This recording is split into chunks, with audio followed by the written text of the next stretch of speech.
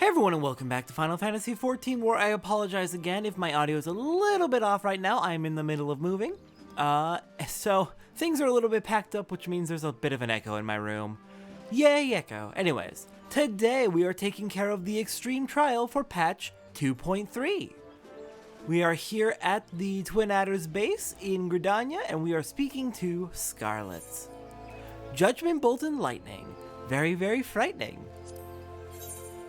Lieutenant Scarlet would ask your aid in investigating the resurgence of a primal. Well, if it isn't the Slayer of Ramuh, come to see me in the flesh. How fortunate that you should happen by. I was, in fact, on the verge of sending a runner to track you down. We've had some troubling news from the Sylphs of Little Solace. It appears that the Lord of Levin walks the 12's wood yet again. From what I understand of the Elder Seedseer's explanation, your last encounter with the primal was a relatively peaceful affair. There was a battle, aye, but one for which Ramuh did not begrudge your victory. Why then has you returned to the forest? 'Tis you, Lieutenant Lanzi, whom fate has chosen to uncover the answer to that question. It seems that Frixio, the Sylph Elder, would discuss the matter with you personally. Speak first with Delexia and the Little Solace, and she will announce your arrival to their leader. And I would also consider it a favor if you would could pass along aught you learned to the Scions. As I understand it, Archon Urianje, wow, good job, almost got the wrong name entirely, is a keen scholar in the field of all matters primal. Pray to make your final report to him. Sounds good, then let's head on over to Little Solace. Alright, arriving now in Little Solace, hello there, Delexia.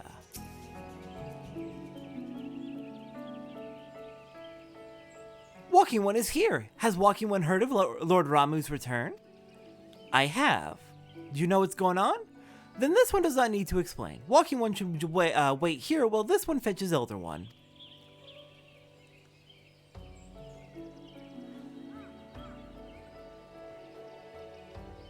Walking One is most welcome in these one's home. The gentle sighs of winds and trees and brooks told these ones of Walking One's peaceful words with Lord Ramuh. These ones also heard that Thunderous One challenged Walking One to battle. This one is certain that Lord Ramuh was pleased with Walking One's strength. And such strength Walking One has. Arrow shooting ones often tell grand tales of Walking One, and these ones are glad to call Walking One friend. But this one must warn Walking One. Touch ones have summoned Lord Ramuh once more, and this time with an offering of many, many more crystals. This one does not think Thunderous One means to bring judgment to Gridania. After all, Lord Ramuh made a special promise to Walking One. It is the intentions of Touch Ones that concern this one. Touch Ones yet act in fear and in hate. Even should Lord Ramuh ignore Touch One's destructive wishes, his presence alone drains the land of Ether. It is not just Gridania, but the entire realm that Thunderous One threatens. Life will seep from the soil, crops will wither and die. Then, though Lord Ramuh will it otherwise, Walking Ones will go to war over what remains. This one begs Brave and Courageous One to fight again. Touch Ones must understand that summoning Thunderous One is futile, that Thunderous One respects the strength of Walking One. I can do that. Thank you, this one knew Walking One would do the right thing. Walking One knows how to visit the striking tree, touch the aetheryte found in the domain of Touch Ones, and Walking One will soon be face to beard with Lord Ramuh. These ones will listen to the forest voices for news of Walking One's victory.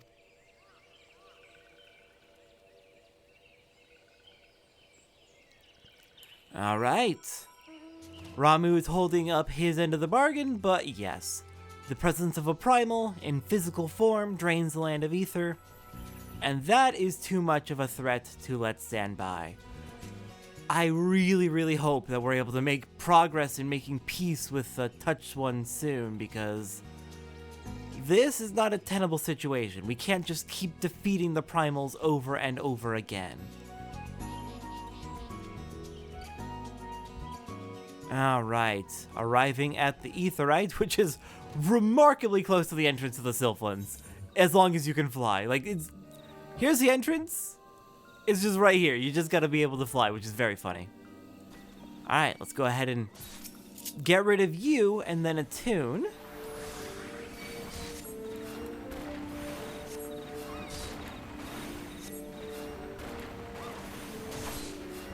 There, good riddance.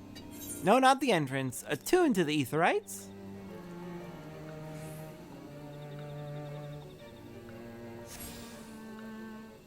And the Striking Tree Extreme is now accessible.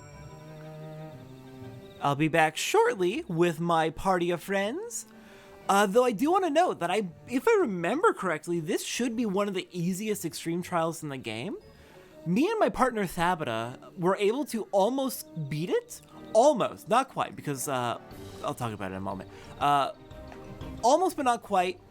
While we were still like Sprouts, while we were still brand new to the game, we hopped into this fight on a duty roulette, not a roulette, on a duty finder, and we almost cleared it.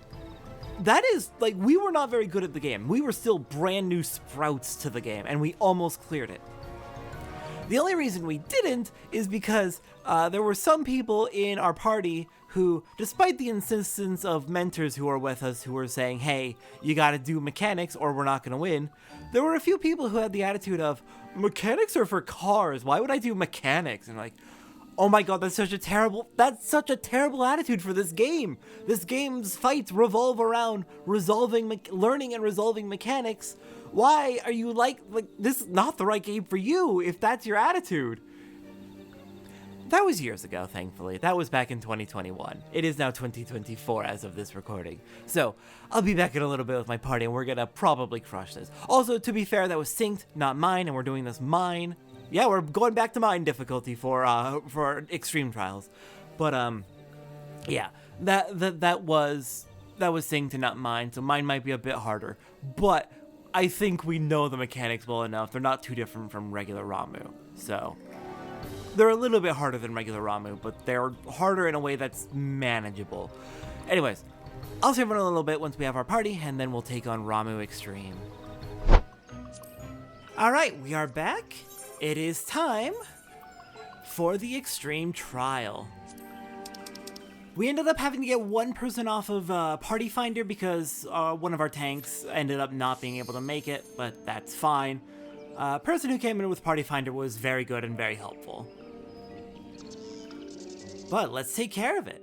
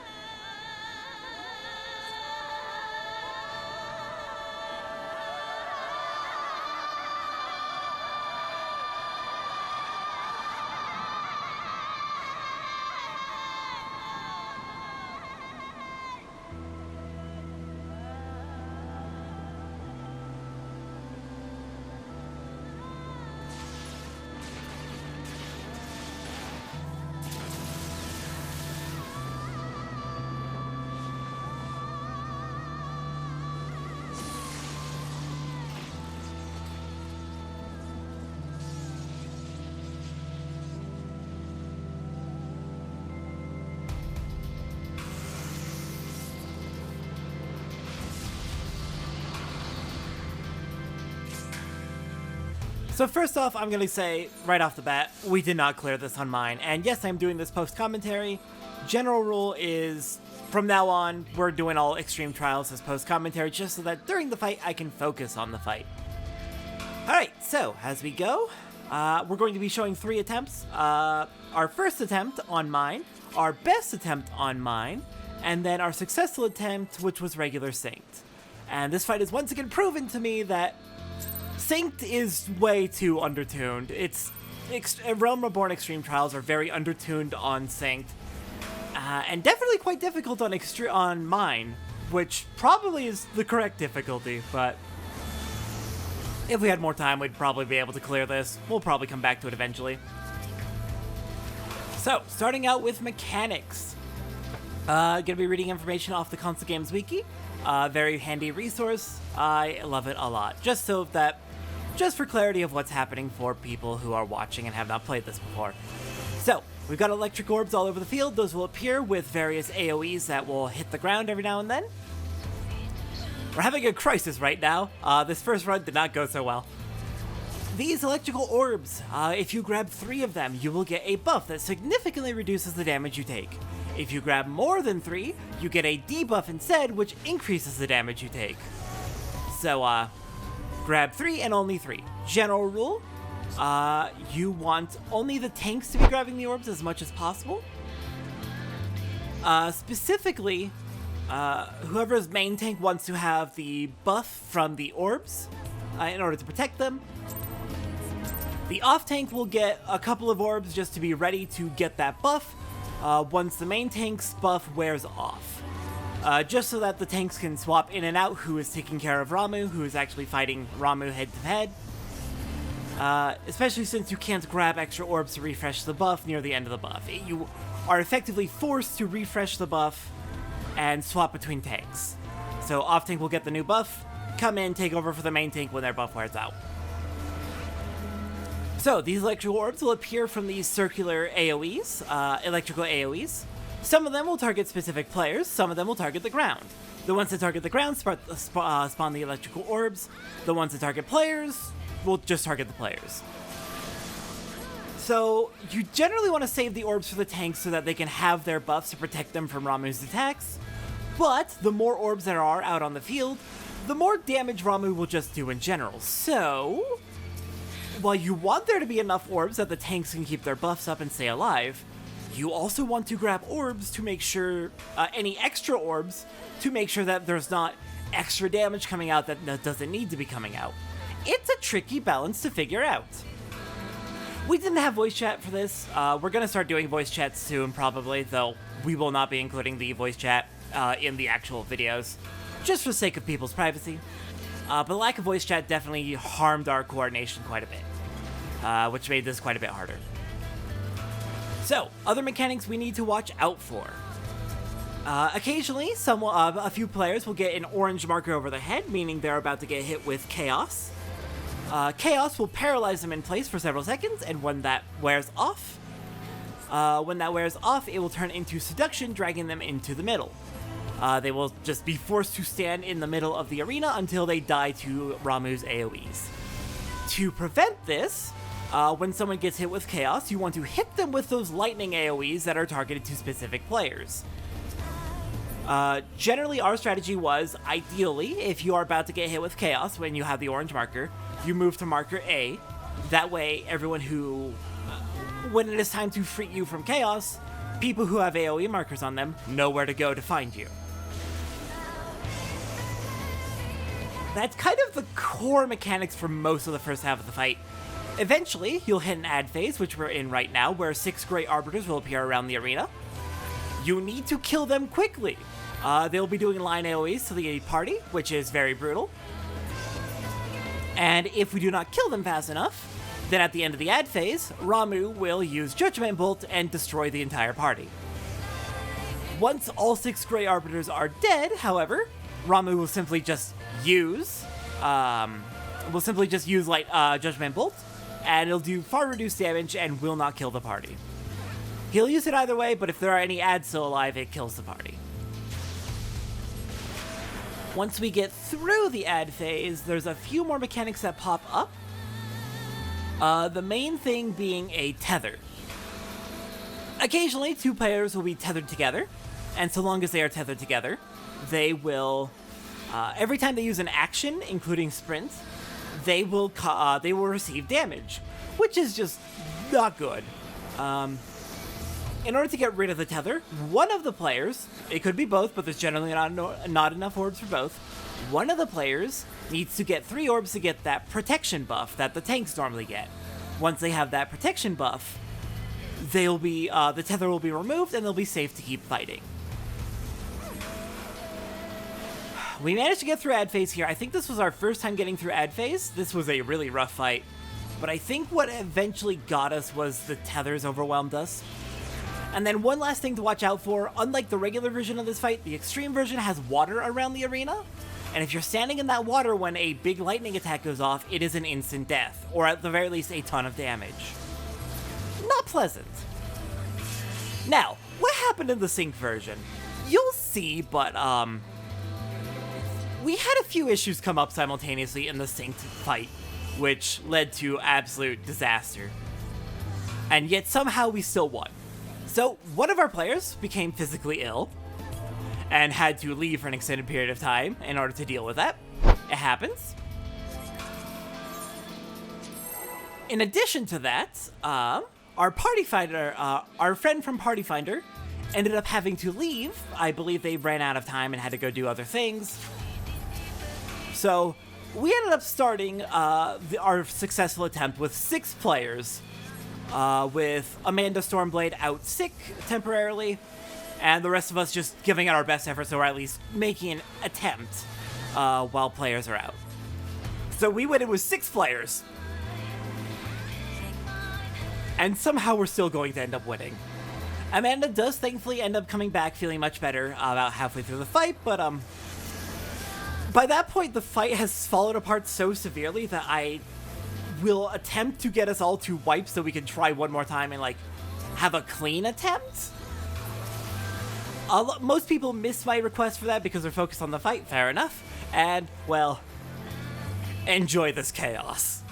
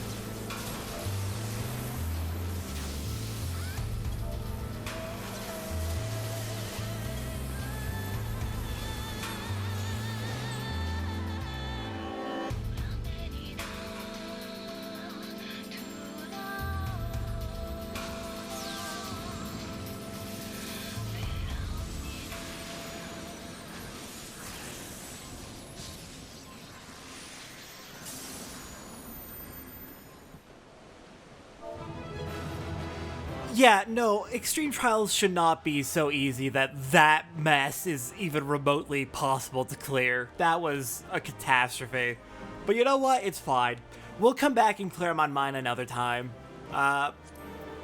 We were on a bit of a time crunch at this point because I was trying to catch a flight like the next day in order to move, so had to finish packing immediately after this. We're gonna go ahead and grab a G-pose here, and then we'll move on with finishing up the quest and finishing up the Striking Trees. Finishing up the Striking Tree Extreme.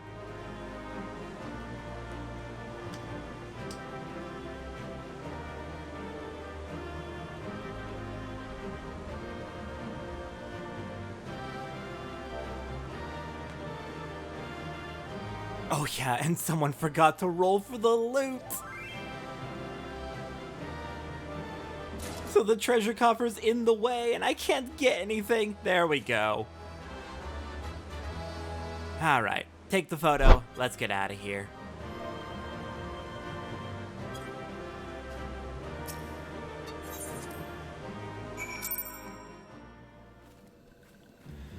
Alright then, I believe all that's left is to turn in the quest. I believe I had it hidden at this moment. I forget why.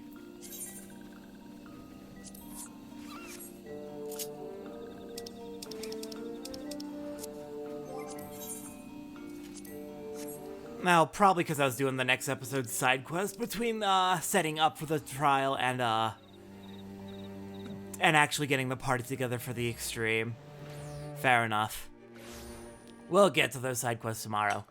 Let's report back to Urianger and let him know that we have succeeded in destroying Ramuh once again. And it was a catastrophe.